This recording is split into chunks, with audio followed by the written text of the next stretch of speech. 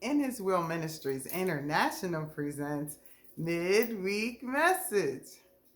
Hi, family. Well, this might be our last midweek message for a while, but I've really been enjoying these. So maybe we'll do one like once a week. I love just talking to you guys. Okay, well, um, today we're going to start out with our widows. Widows, God has mentioned you 81 times, at least 81 times in the Bible. That's how special you are to Him. So I have two scriptures for you, which I could not memorize. So that's Isaiah 54, 4 verses 4 through 5, and 1 Timothy 5 verses 3 through 16. And I want to read this to you. Widows are to be treated with honor, compassion, and protected, that no one take advantage of them, because if they cry out, I will hear them. So over and over again in the Bible, God's like, I need you to take care of my widows. And if anybody try to mess with them and they cry out to me, then that person answers to me. So that's how special you are to the Most High God. I know that Father's Day can be a trigger for you, for your entire family. And so in His Word, God says that you're supposed to turn towards your family. Not inward where all the pain is. You're supposed to turn outward to your family. And because now you've become this. You become, so your focus should be your family, is pretty much what God's saying. And that's in the scriptures that I gave you. So widows, get a plan. You need a plan. Get a plan. Make some new traditions. Do something special with your kids in honor of, because Father's Day is about giving honor. So how could you give honor to the husband that you love that passed on? So get a plan A, get a plan B, and if no one else wants to honor him, then you find a way to honor him. But not in a sad way, not in a I'm going to stay under my covers kind of way, because that's not honor. So get a plan A, get a plan B. If your honor is just an affirmation on Facebook, that's fine. But get a plan. Get a plan A, get a plan B. Be ready. Remember, our emotions are like a wave. And when you know the wave is coming, you're prepared. But if you're not paying attention and that wave comes in, it can take you under. So you don't want to be under those blankets. All right? You be prepared for those emotions, and you feel those emotions, and you keep it moving. All right, now to our fatherless. Whether your father is gone, he's passed on, or he abandoned you, or you just felt like he abandoned you, the fatherless are mentioned 43 times.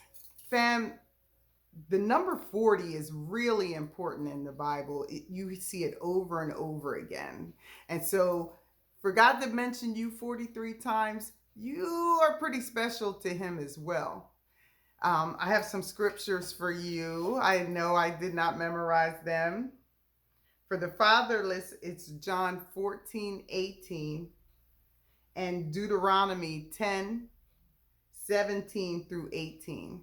And for the fatherless, He's like, I'm your father. I defend you. So you don't think you have a father, but you have a heavenly Father that is better than any man-made, any father, any earthly father, not man-made, earthly father. So, your father is a king. Your father is the King of Kings. That makes you royalty. So all you fatherless children, you are royalty. And there was a time where I felt fatherless. Like, me and my dad would have some stuff. I was a piece of work as a child, and my dad be like, I just can't with her.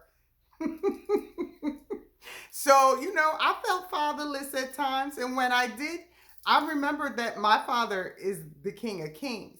And so now you can't tell me I'm not a queen. I'm a queen because my father is the King of Kings.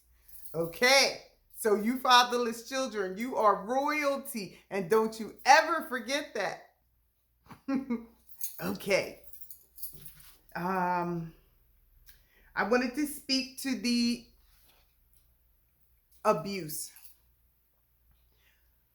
Whether you abused someone else or you abused yourself with addiction of any kind, you need help. This is part of a generational curse. This didn't start with you. This abusive behavior didn't start with you. And so there was trauma in your childhood that you didn't deal with, and now you're taking it out on the next generation. And this is part of a cycle, and you can see it in families where if there's abuse in the family, it goes down the family line. So we're breaking this. We're breaking this cycle, and it's going to start with you. And you need to get some help. You need therapy. And that's nothing to be ashamed of. It's everything to be proud of, because you're making the changes to make you the best you. So do that. Get the help. This abuse didn't start with you, but it can end with you. Okay? So get some help for you. And for the children that may have been on the other end of that abuse, get some help, because your abuser started out like you. And because you don't want to be an abuser of any type, you're going to get some help. You're breaking that. This generational curse stops here, stops today.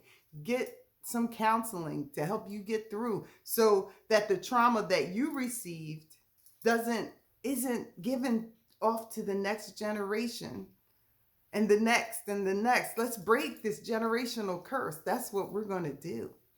So get counseling, y'all. There is no shame in counseling. There's good Christian counselors out there. Get some help. Get some help. Now, okay. I want to thank everybody for taking this healing journey with me. I want you to know that I've been on this journey. I am going on 3 years. When I came to Augusta, that was it. Like, I was on a mission to heal, and nothing was going to stop me. And trust me, things have tried, but nothing's stopping me. Nothing is stopping me. I told God that I wanted to be the best Dana that I could for him. And I am on a mission. I want you to look back. I think my ministry started in late July. And I'm going to start sharing as my memories pop up, like how this thing started. And I want you to see like my healing over this time. This ministry is part of my healing. And I want to thank each and every one of you that ever encouraged me, that ever shared anything. I'm sorry. You have helped me so much. I woke up this morning and something was different. And I'm like, God, what's different?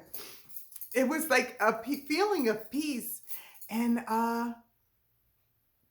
he showed me it, like, healing is like a river.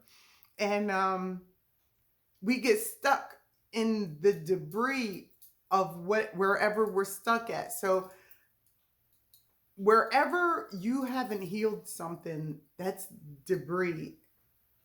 And so as you start to heal yourself and you start to move the debris out of the way. Well, y'all, I done moved some stuff out the way. I broke through a stronghold. Like, something different. Something, yes. I can't even explain it to you. But doing this with you guys and just like doing this ministry period has helped me to heal. And so I've come through a stronghold in my life and it feels wonderful. I'm sorry, I'm emotional. It feels wonderful. But what he told me was like, this is great, but it's like a river. It's like being on a raft in a river and you're going to come up against another stronghold. And so, but because you're doing the work here, when you hit that up next stronghold, there won't be as much debris to to move out of your way.